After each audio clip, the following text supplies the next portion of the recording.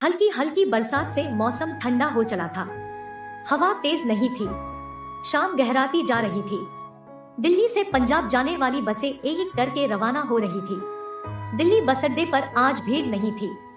दिल्ली से संगरूर जाने वाली बस आधी ही भरी थी। 6:45 बज चुके थे।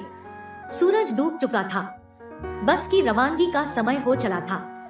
10 मिनट और इंतजार करने के बाद बस कंडक्टर ने सीटी बजाई। ड्राइवर ने इंजन स्टार्ट किया।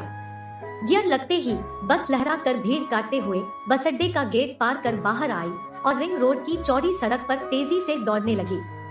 बस की रफ्तार बढ़ने के साथ साथ हल्की हल्की बरसात भी तेज बरसात में बदल गई। बस के सामने के शीशों पर लगे वाइपर भी तेजी से चलने लगे। पीराब्दी चौक तक आते आते 7:30 बज चुके थे। वहाँ पर आधा मिनट के लिए बस रुकी। 4 से 5 सवारियां भी चढ़ी, पर बस अभी भी पूरी तरह से नहीं भरी थी। बस आगे बढ़ी। नांगलोई, फिर बहादुरगढ़ और फिर रोहतक। बरसात बदस्तूर जारी थी। हवा भी तेज होती जा रही थी। रोहतक बस स्टैंड पर बस 5 मिनट के लिए रुकी। भारी बरसात के चलते बस स्टैंड सुनसान था। रोहतक पार होते होते बरसात भयंकर तूफान में बदल गई। 20 मिनट बाद बस लाखन माजरा नामक गांव के पास पहुंची। वहाँ बड़े बड़े ओले गिरने लगे थे। साथ ही आंधी भी चलने लगी थी। सड़क के दोनों किनारे खड़े कमजोर पेड़ हवा के जोर से तड़तड़ कर टूटे और सड़क पर गिरने लगे। बस का आगे बढ़ना मुमकिन नहीं था। सारा रास्ता जो बंद हो गया था। ड्राइवर ने बस रोक दी और इंजन भी बंद कर दिया। जल्दी ही बस के पीछे तमाम दूसरी गाड़ियों की कतार भी लग गई। अब भीषण बरसात तूफान में बदल गई। क्या करें, कहाँ जाएं? दिल्ली से संगरूर का महज 6 घंटे का सफर था।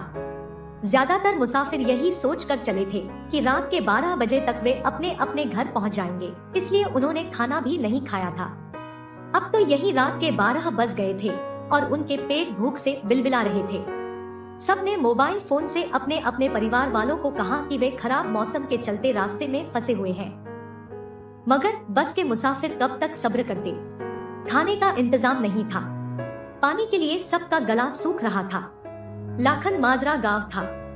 खराब मौसम के चलते वहाँ रात को कोई दुकान नहीं खुली थी। कहीं कोई हैंडपंप, प्याऊ वगैरह भी नजर नहीं आ रहा था। यहाँ एक गुरुद्वारा है। इसमें कभी गुरु तेग बहादुर ठहरे थे। गुरुद्वारे में हमें जगह मिल जाएगी, एक मुसाफिर ने कहा। बस की सवारियों का जत्था गुरुद्वारे के मेन फाटक पर पहुंचा।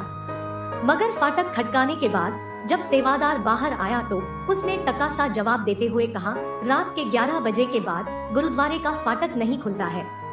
नियमों को मानने के लिए गुरुद्वारा कमेटी द्वारा सख्त हिदायत दी गई है। सब मुसाफिर बस में आकर बैठ गए। बस में सत्यानंद नामक संगरूर का एक कारोबारी भी मौजूद था।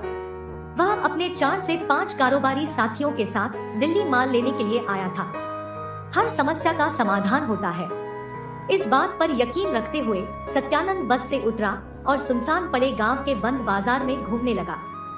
2 शराबी शराब पीने का लुत्फ उठाते हुए एक खाली तख्त पर बैठे उल्टी सीधी बक रहे थे। क्यों भाई, यहाँ कोई ढाबा या होटल है? सत्यानंद ने थोड़ी हिम्मत करके पूछा। क्या कोई इमरजेंसी है? नशे में धुत एक शराबी ने सवाल किया। तूफान में हमारी बस फंस गई है। हम शाम को दिल्ली से चले थे। अब यही आधी रात हो गई है। कुछ खाने को मिल जाता तो। सत्यानंद ने अपनी मजबूरी बताई। यह ढाबा है, इसे एक औरत चलाती है।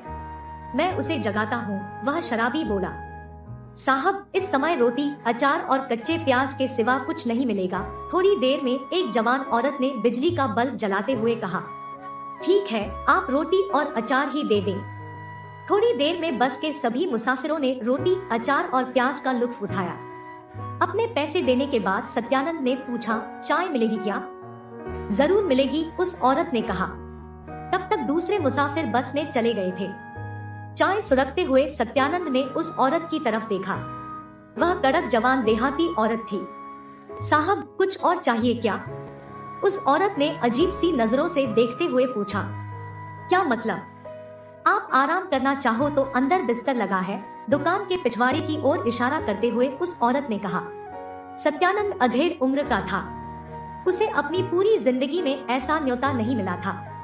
1 घंटा आराम करने के बाद उन्होंने उस औरत से पूछा, क्या दूं? जो आपकी मर्जी, उस औरत ने कपड़े पहनते हुए कहा। 100 रुपए का एक नोट उसे थमाकर सत्यानंद बस में आ बैठा। इतनी देर बाद लौटने पर दूसरे मुसाफिर उसे गौर से देखने लगे। सुबह होने के बाद ही बस आगे बढ़ी। सत्यानंद ने संगरूर बस स्टैंड से घर के लिए रिक्शा किया।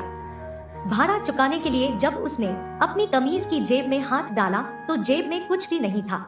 पैंट की जेब में से पर्स निकाला पर वह भी खाली था। हाथ में बंधी घड़ी भी नदारद थी। सत्यानंद ने पत्नी से पैसे लेकर रिक्शे का भाड़ा चुकाया। उस भोली भाली दिखती देहाती औरत ने पता नहीं कब सब पर हाथ साफ कर दिया था। जेब में 500 रुपए थे। पर्स में 7,000 रुपए और 5,000 रुपए की घड़ी थी। कड़क रोटियों के साथ साथ उस कड़क औरत के जिस्म का स्वाद सत्यानंद जिंदगी में कभी भूल नहीं पाएगा।